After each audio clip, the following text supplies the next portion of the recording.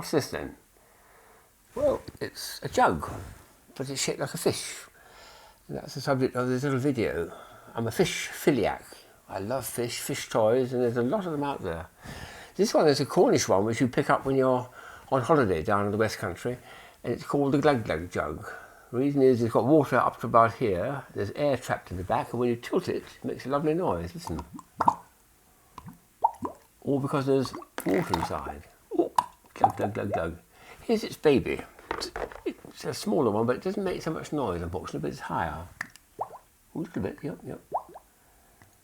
But I think the parent one is a much better sound. That lovely noise, that. Glug, glug, glug, glug, glug. Wonderful. So that's a very, very nice fish toy from Cornwall. There's quite a number of fish puzzles as well. I've got just 2 of them here to show you. And they're both actually very elegant. This is so small it would actually be a key fob. And it's one of those what I call linear jigsaw puzzles. It's just 5 pieces all in a row, each one slotting into the next piece. And you have to start by poking out the eye. That doesn't sound very nice, but all we're doing is pushing a little wooden dowel out through there. And when we've done that, it's the key which unlocks it and allows all the pieces to come apart. That comes apart that way, that comes apart that way, that comes apart that way, and the piece is done.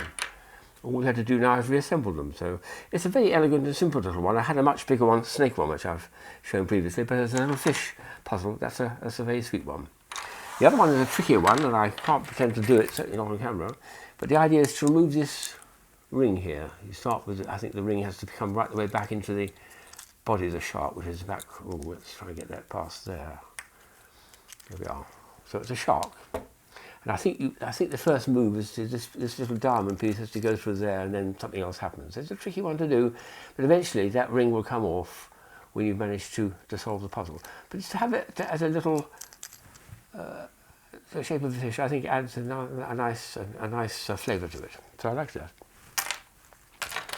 I came across these at a trade fair about 20 years ago. They're fish purses. When I opened up inside, the actual blurb in it said that they came from the Durham in the northeast England, and they were made from, so look what it says, funky fish they call it, and they're made from salmon skin and spotted wolffish. How about that? But it's got a nice little smile to it with a purse. Has it got any money in it? Well, silverfish should have silver money in it. Yes, it has, a little bit of money out there. But it's made entirely of fish skin then, and it acts as a purse, a way to keep a little bit of change. And when you zip it up, the money is secure. A nice idea, that. Fish purse.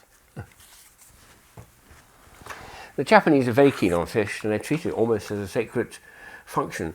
This is a chef who's all dressed up for the part, and he's cutting away on the fish. And this is a company called Sekiguchi, who made about 50 of these about 30 years ago. I picked up as many as I could because they were such wonderful mechanisms. But he's turning around and reading his instructions, turning his head, and busily cutting the fish. Wonderful stuff. He's gone to sleep now. Anyway, Japanese Sekiguchi toy, I think one of the best that's ever been made. Beautiful. Here's an interesting idea. It's also from Japan, and it's a piece of paper. Well, it's actually a paper balloon. They made these as little hanging mobiles for nurseries for children. So I've put a little air pump inside it and blow it up. You'll see that it's quite a handsome looking black fish. I don't know what the make is. Let's put it that way and then give it a bit more air. Right. Ooh, there we are. That's him fully blown up now. So what have we got here?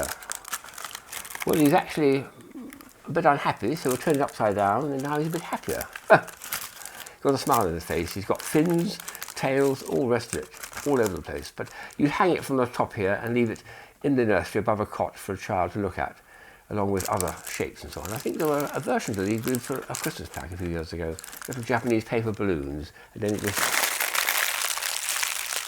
folds flat to put away. Very neat. Here's an interesting toy which doesn't seem to work very well to start with. It's a little half fish, but it's one of those little half balls that you have to turn inside out, and it pops up in the air. I think 2 halves will make a whole, but there we are. So the idea is you have to bend it like that, so you do a bit of flexing, and then put it on a hard surface, and it should leap up in the air. But you'll find that because of all these little fins and frilly bits, it doesn't do much more than just that. So I thought, how to make it better? The point is, this bit here is going to leap forward at a very, very high speed and kick the whole thing in the air. So if I try doing it on my fingertip, let's see if that works any better. So on the tip of my finger, let's do a few more flexes. The flexing like this is something I always do with these things. I used to call them pings. It helps to stabilize it temporarily in that second mode. There we are. Woo! That went a long way. It worked. Here's another one which we've had again in a Christmas pack. It's called Chomp. Chomp the shark. This is looking beast, isn't he? We've still got a label on too. So what you do is you squeeze it and out comes, oh, disgusting, a man's leg. Dreadful. What an idea though. Very clever. Came out about 3 years ago. I just started to notice it in the shops in the UK. So it's still having a little run. Typical beach type toy. I think very nice. And the last one is a favourite of mine. It's one of these vases made of sort of honeycomb cardboard, a bit like Christmas decorations. And the idea is to put it on your head like a hat. So if I go and put my glasses on.